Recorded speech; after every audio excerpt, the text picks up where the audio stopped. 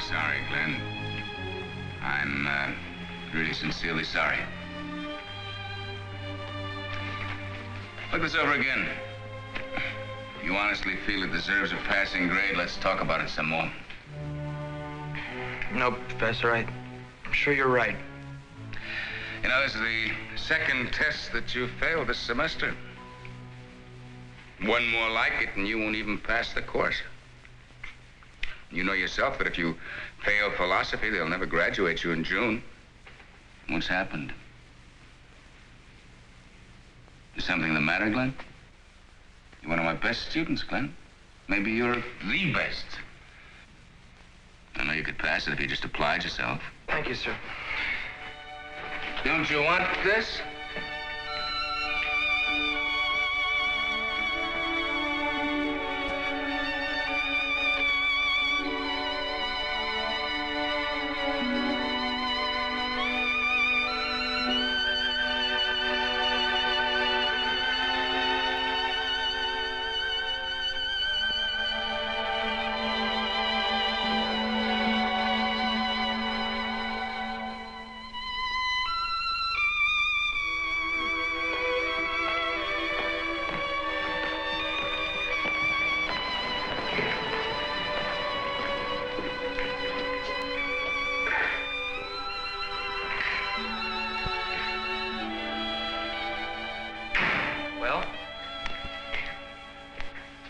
What grade did you get?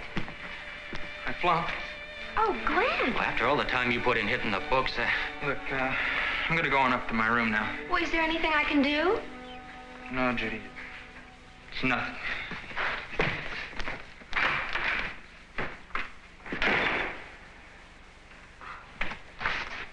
Doug, I just don't understand how he could have flunked. I mean, he stayed up every night studying to pass this exam, sometimes till 2 in the morning. Yeah, but you know something? I'd watch him sometimes. I could see his mind wasn't on it. He was way off somewhere. I just don't understand it. Neither do I. And it's not just his schoolwork. It's everything. You ought to see him around here. He's acting like some kind of a creep. You know, sitting by himself and staring off into space half the time. I know. He's been that way with me, too. Do you think it could have anything to do with his father's death? Oh, but that happened 6 months ago. 6 months? It wouldn't make sense. Maybe it would. Come on now. A period of mourning is one thing, but this... His mother died when he was little, didn't she? Yeah? And Glenn was an only child. Well, just imagine how close that must have brought him to his father. You know, probably closer than you or I ever realized.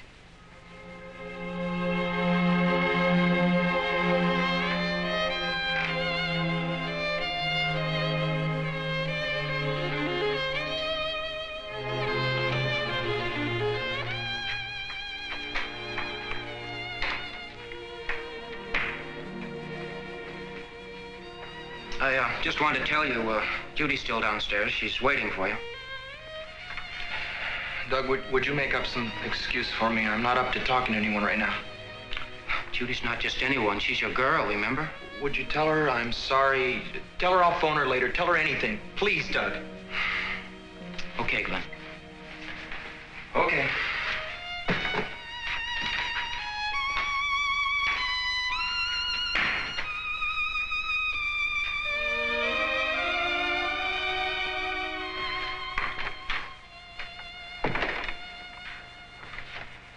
Where's Glenn? Still up in the room. He said he'd call you. Oh. He's in bad shape, Judy. Real bad. When I walked into the room, he was just sitting there and staring at his dad's picture. Looks like you were right. This has probably been on his mind all this time. Oh, Doug, we've got to help him. Outside of you and me, is there anyone that he confides in? He's got lots of friends, mostly guys here in the house. No one that close, though, no. Well, is there anyone who knew his father? I mean, knew him well. Hey, wait a sec. The pastor here on campus, Pastor Howard. Glenn used to be real friendly with him a couple of years ago. Belonged to his congregation, in fact. I think he came from Glenn's hometown.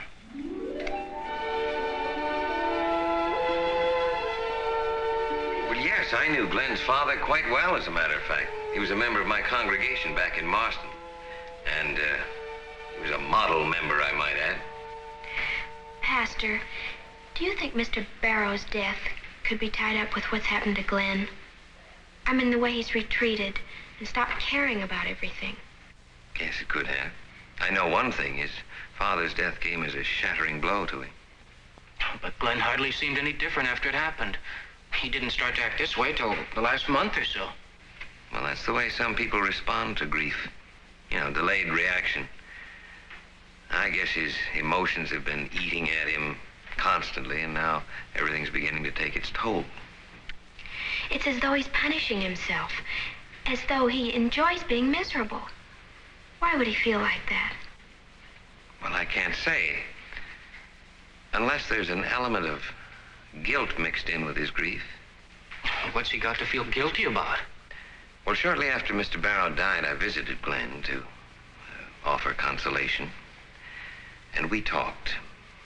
And he told me what happened that day, just before his father died on the operating table. And it seems that Mr. Barrow, he insisted, even then, on discussing Glenn's attitude toward religion. Well, they had, I guess you could only call it a sort of argument, even though Glenn tried to calm him, keep him from talking about it. You mean that religion meant that much to Mr. Barrows? So much that it was on his mind at a time like that? Yes, it meant that much to him. He was a devout Christian. And he was strong in the face of death because of his faith in Christ. And he wanted to make sure that Glenn had that same faith. But you said something about guilt. Yes, I suspect that in some strange way, Glenn feels responsible for his father's death.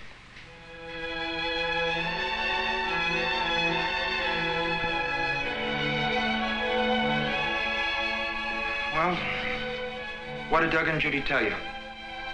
They told me you were gloomy, despondent, stopped taking an interest in your studies. Glenn, you may think I'm getting a little too personal, but what I'd like to know is this. Have you at any time ever felt as though you helped cause your father's death? Why do you ask that? Well, I thought perhaps you thought the excitement caused by the argument you had with him might have harmed him in some way and led to his death. Oh, what difference does it make? He's dead. Nothing's gonna change that. Yes, but you're alive. And he wanted you to be happy, make the most of your life. Instead, you're going around acting as though you're dead yourself. Maybe if he hadn't gotten so excited, he might have pulled through.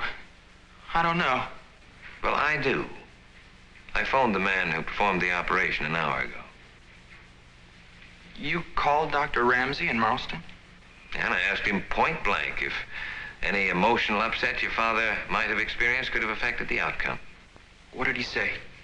He gave me a positive no. Nothing could have changed what happened. It would have been the same if he'd been perfectly calm.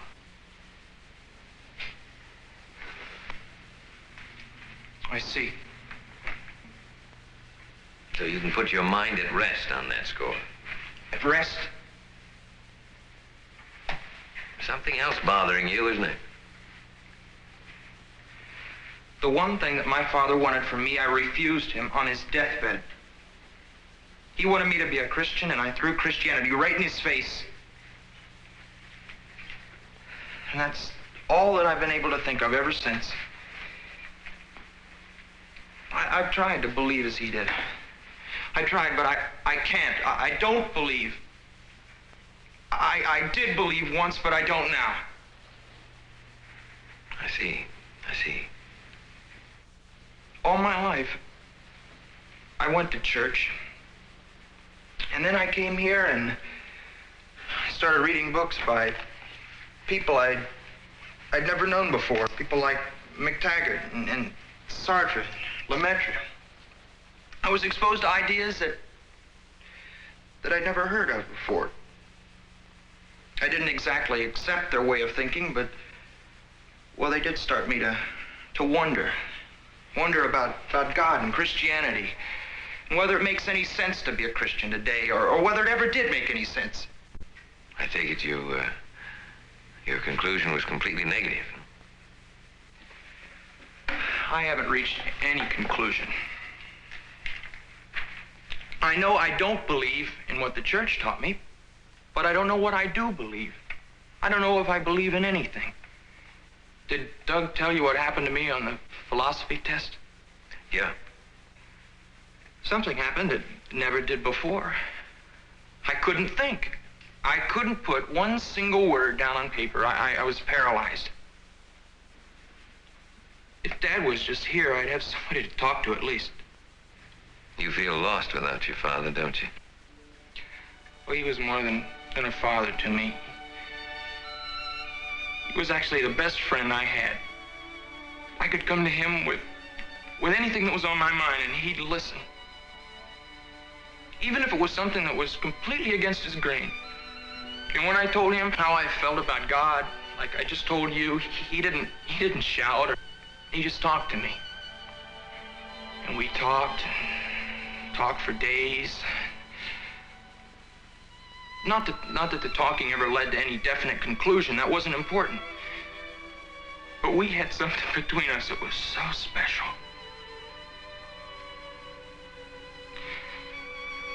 It wasn't anything you could exactly put into words, but it was there. It was there, and we both knew it.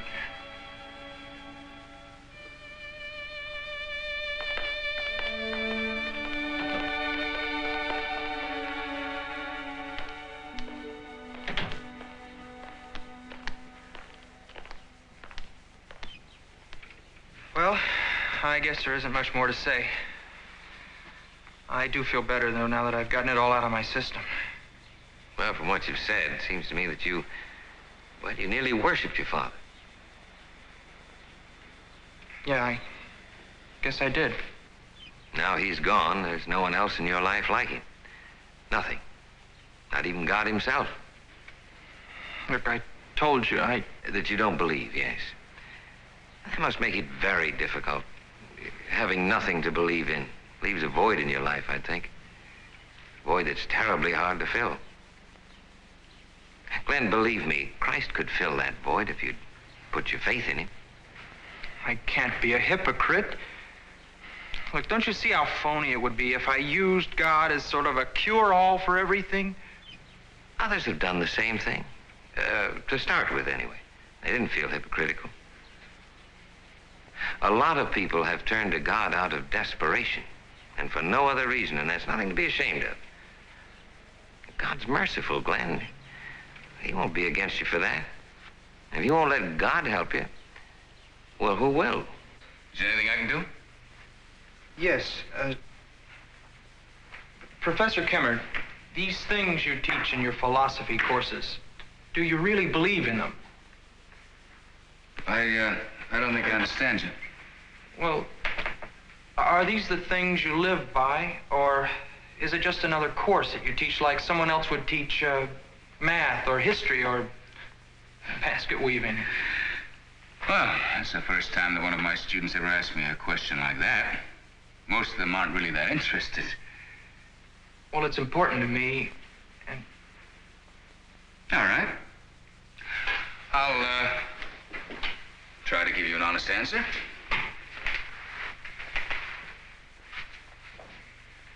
Yes, Glenn.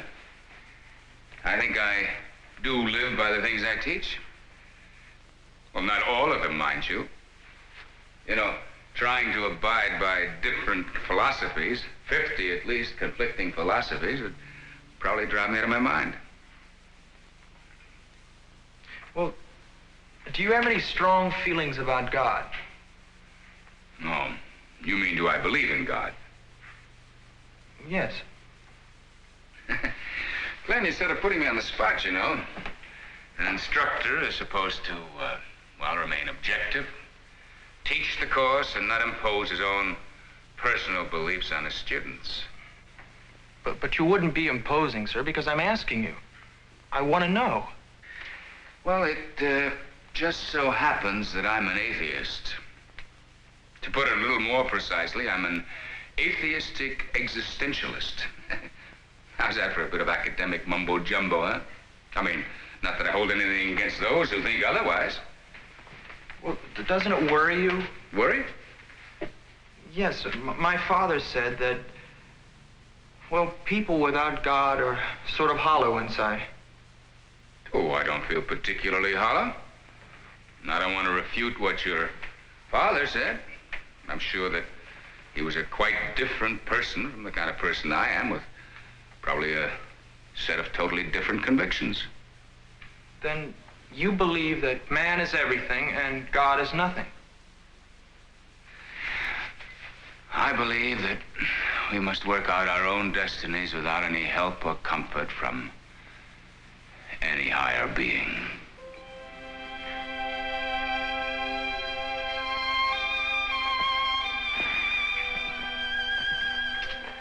Oh, you wait right here. I'll go on upstairs and get the notes. Oh, no need to go upstairs. Let's just sit out here a while. Tonight's night. Okay. Do you know anything about astronomy? Very, very little. Why? Well, I've never been able to tell the difference between the Big Dipper and the Little Dipper. One's bigger. Thank you, Mr. Galileo. And here I thought you knew just about everything. You didn't. Mm-hmm. Well, I suppose that there are a few areas of knowledge that I haven't delved into. No, really, you're so much smarter than I am. That's not true, Judy. Yes, it is. And sometimes I wonder what you see in a dodo like me. Whoever said you were a dodo? I did, just now. Well, I say you're not. That makes it 1 against 1. Now, you want me to get Doug down here to cast the deciding vote? No. It's nicer this way. Just the two of us. But really, Glenn, sometimes I feel so stupid. Stupid? What about? Well, about everything. I know the kind of impression I create sometimes. Flighty little co-ed. Superficial, scatterbrained. Trouble is, a lot of it's true. Judy, you're not acting like a scatterbrain now, and you never have. But I feel so helpless. You've been having such a time of it, and what help have I been? What could you do? Well, I don't know, but something. Maybe if I were a different sort of person. Look, I like you just the way you are. Is that why you haven't tried to see me in so long?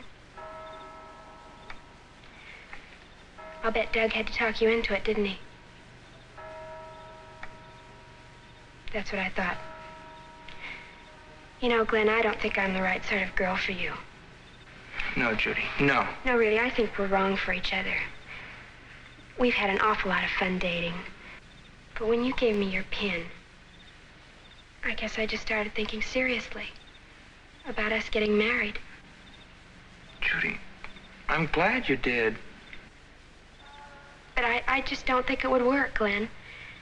You've been going through a crisis, and I haven't been able to help you at all. And if we were married, how would it be any different if something just as important came up? Judy, you're being much too critical of yourself.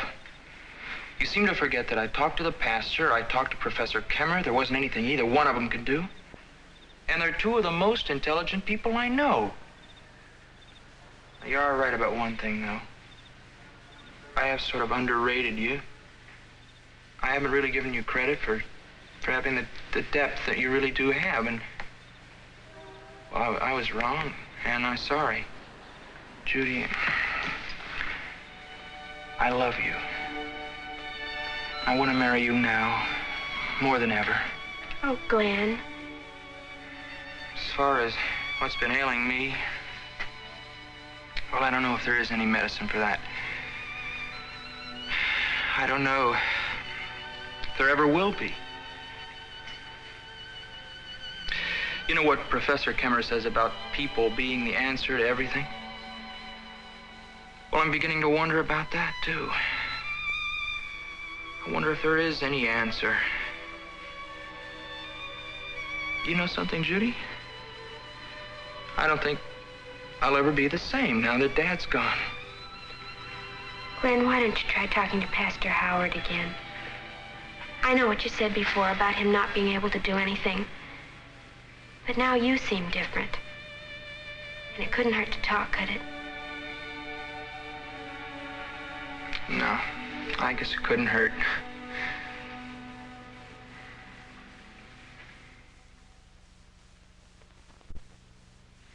It seems to me what you're searching for in your friends, in Professor Kemmer, in me, is some kind of ultimate solution, a sort of super panacea, really.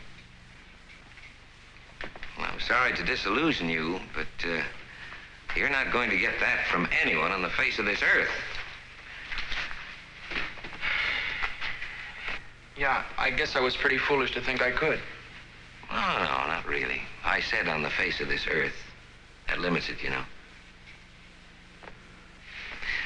See, I believe that God can fill that void within you in a way that no human being could ever do. You know, that sounds like something my father said once. Even at the end, he was so confident in God. Confident, yes. He said that if it wasn't that he believed in God, really believed, that he wouldn't be able to lie there and talk to me the way he did. He'd be too full of fear. He'd be terrified of dying.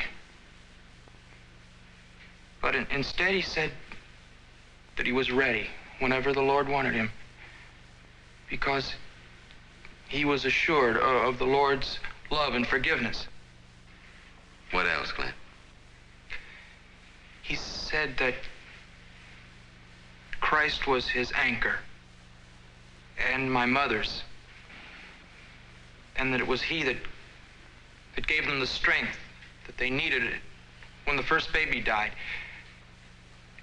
And he said that after my mother died, that Christ was all he had to hold on to for a long time, and that he wasn't afraid because Christ was with him. And that the only person he was afraid for was me. Well, in the light of what's happened since he died, I'd say he had good reason to feel that way. Well, what happens now, Glenn? You've got a problem, and it's a difficult problem. I assume you're going to continue trying to solve it. Yeah, I'm going to try. And just how you do that is the question. You turn to your philosophy professor again, and, well, he's a very bright fellow. I'm sure he'll have a lot of answers for you, a lot of isms, and you can take your pick. You see, beside atheism and existentialism, there's, those ideas I presume you've already discarded. But beside those, there's agnosticism and hedonism. And they are all answers to human existence that aren't really answers at all. There's only one true answer, Glenn, and that's faith in God through Christ. But what if you don't believe? You just remember that your father believed, and ask yourself why. Now remember, he was able to see death approaching without fear, even with joy and hope, because he knew that beyond death there was for him something wonderful. He knew that Christ was waiting for him, because that was the Savior's promise. Christ assured your father not only of the forgiveness of his sins because of his death and resurrection in his behalf, but also of an eternity of bliss with him in heaven. In fact, that is his assurance to anyone who will put his trust in him.